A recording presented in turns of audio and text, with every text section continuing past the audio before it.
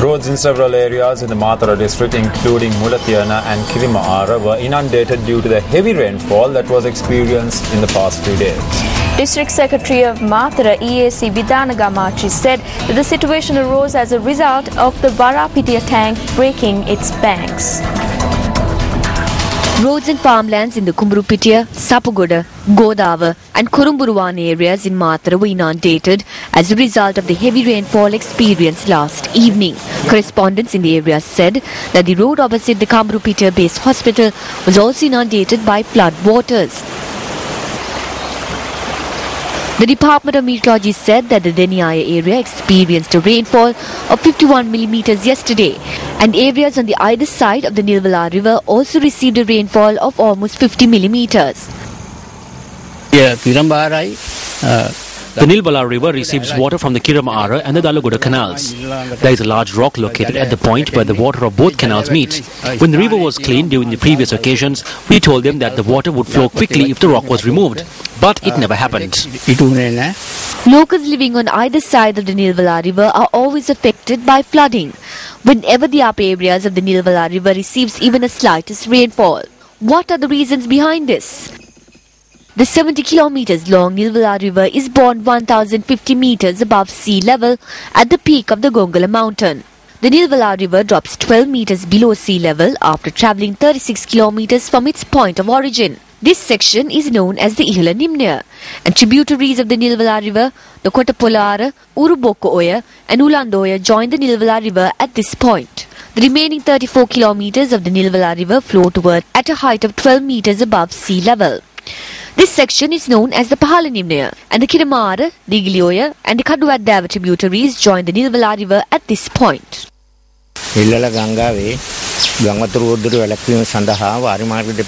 efforts undertaken by the Department of Irrigation and the government until now to provide a solution to the floods that arise due to the Nilvala River have failed. The Kiramaara is a tributary with the highest capacity of water. The water flowing via the Kiramaara needs to be held in the Ihattawa area.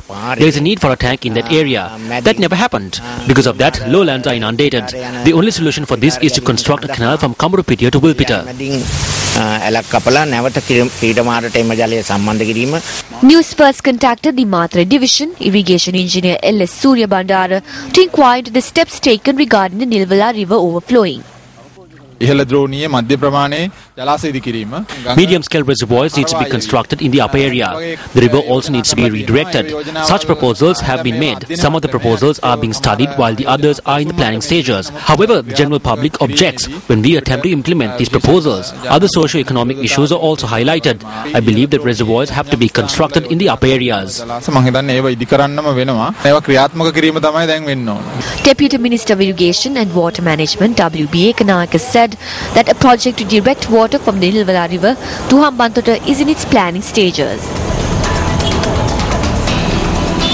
Up next is Action TV.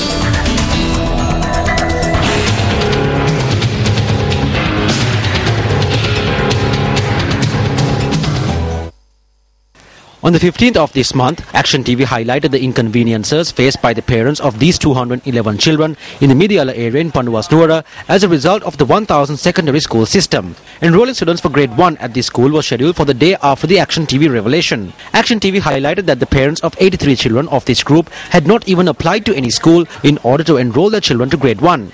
The parents of these children who are in grade 2 and 3 refrained from sending their children to the school that was allocated to them under the secondary school system because the school was located 6 kilometers away and the school did not even have the basic facilities. According to the secondary school system, the primary section of the Yapahua Mahavidyalaya was removed and a preparatory school was started at the same premises instead.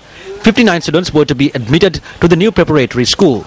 However, 14 students were forced to witness the ceremony to enroll students to the school on Thursday as they had been deprived of the opportunity to enroll. This was due to an order issued by the Northwestern Province Education Director the night before. We helped out with all Shramadhan campaigns. We also participated in the training program as well. At around 7 last night, we were informed that 14 children out of the 59 were left out. These 14 children whose parents did not apply to any other school were selected to the school because they live in close proximity to the school. Should their opportunity to be educated at the school be taken away? And can it be taken away just like that? Chief Minister of the Northwestern Province, this is over to you. The discussion between officials and fisheries associations relating to the Indo-Sri Lanka fisheries issue, which was to be held on the 20th of this month in Chennai, has been rescheduled to the 27th. Meanwhile, 61 Sri Lankan fishermen who were in Indian custody were released today. According to India media reports, officials intend to release all detained fishermen on both sides before the talks. Deputy High Commissioner for Sri Lanka to Southern India, Sabarullah Khan, said that in response to the release of 121 Indian fishermen detained in Sri Lanka, Indian authorities announced the release of 111 Sri Lankan fishermen. However, only 61 Sri Lankan fishermen who were detained in a Tamil Nadu prison complex were released yesterday. Deputy High Commissioner Sabarullah Khan added that 40 more Sri Lankan fishermen are due to be released on Monday, bringing down the number of Sri Lankan fishermen detained in India to 18.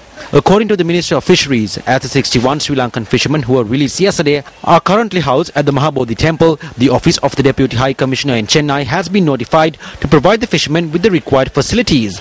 Meanwhile, 32 Sri Lankan fishermen are detained in a prison in Andhra Pradesh.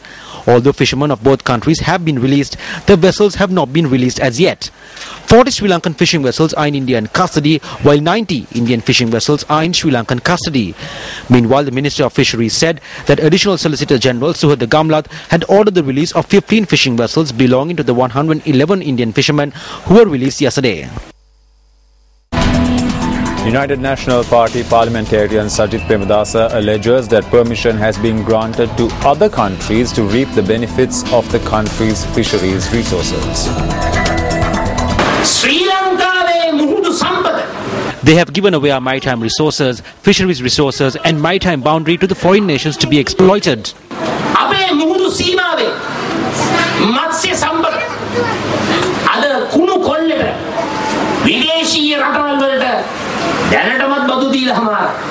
I would like to ask as to who has granted permission to the Fisheries Ministry to allow Chinese fishing trawlers and fishing trawlers of other countries to fish in our deep seas and reap the benefits of our maritime resources which belong to our fishermen.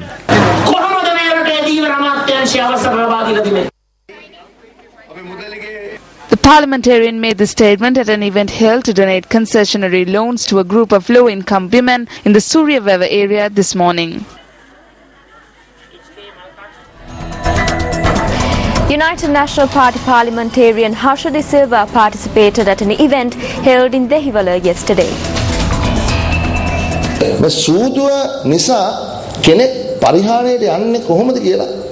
Lord Buddha has preached how a person will meet his end through gambling.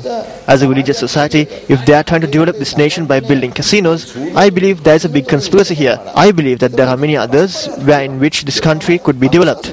So, as a Buddhist, I would like to say that bringing in casinos and gambling in this country as a mode of development is completely wrong.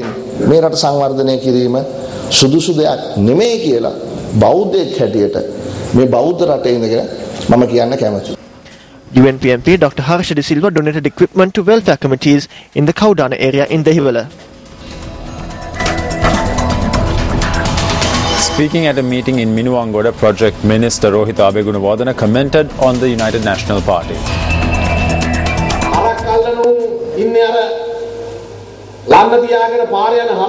Similar to this, the United National Party is looking for candidates. They are waiting by the road in search of candidates. They are asking anyone that passes by if they are interested in contesting from the UNP. However, everyone refuses.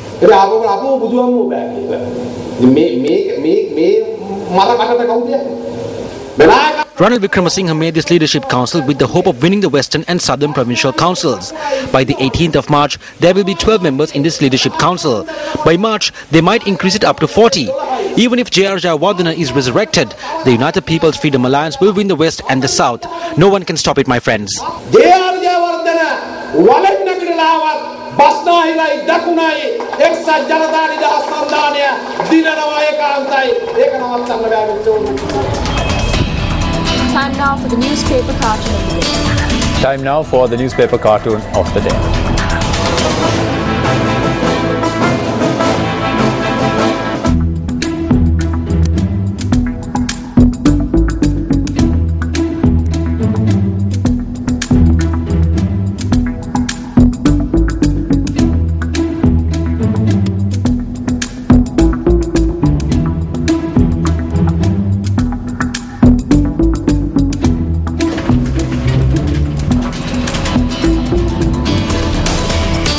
district office of the JVP was declared open this morning. The office was declared open under the auspices of JVP Politburo member Anurukumara Disanayaka.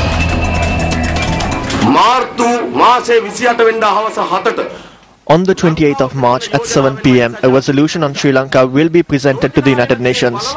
They dissolve the councils so that they can hold elections to coincide with the resolution that would be presented. The resolution will be presented on the 28th, and now they are making arrangements to hold elections on the 29th. What do they do when the resolution is presented?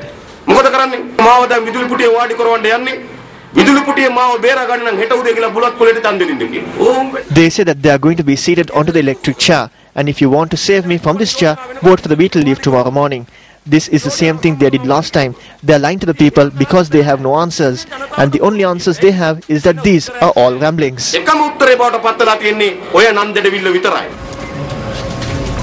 Accepting of postal voting applications for the Western and Southern Provincial Council elections will commence on Monday. Additional Elections Commissioner RMA Ratnayaka said that the postal voting applications should be submitted before the 7th of February. Ratnayaka added that government sector employees with permanent residences in the two provinces could apply for postal voting. The applications in this regard should be handed over to the district returning officer. Meanwhile, the time period for independent groups contesting the provincial council elections to place their cash deposits commenced yesterday. Accordingly, at 12 noon on the 5th of February has been announced as the deadline. Accepting of nominations for the Western and Southern Provincial Council elections will commence on the 30th of this month and will end on the 6th of February at noon. Tonight on Words of Wisdom, we take a look at the thoughts of Alice Walker, an American author and activist, on power.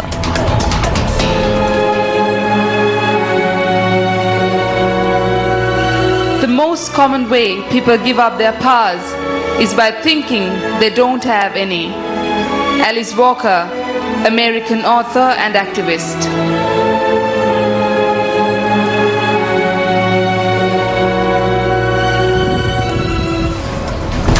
Up to 21 people were killed in an attack on Lebanese restaurant popular with foreigners in the Afghan capital after a suicide bomber flew himself near its entrance and gunmen burst into shooting everyone inside. The International Monetary Fund's representative in Afghanistan and 4 United Nations staff were among the dead that included 30 foreigners. Islamist Taliban insurgents claimed responsibility for the attack in the capital's center Wazir Akbar Khan district, which hosts many embassies and restaurants catering to expatriates. The steady ring of gunshots rattled the district for some minutes after the blast, which was heard around 7:30 p.m. during the busy dinner time. A clearance operation continued for some hours after the attack, and by midnight police were still unsure whether more bombers might be lurking in the dark, dusty streets. Security sources said other victims included civilians from Europe, Britain and Russia.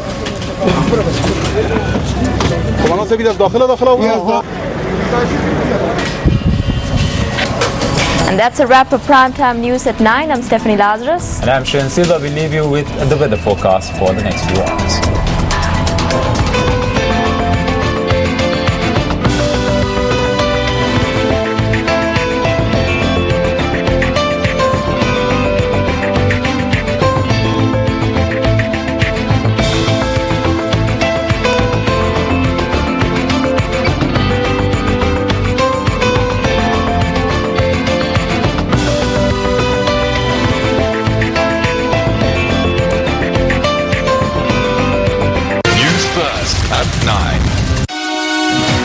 Hotline 0114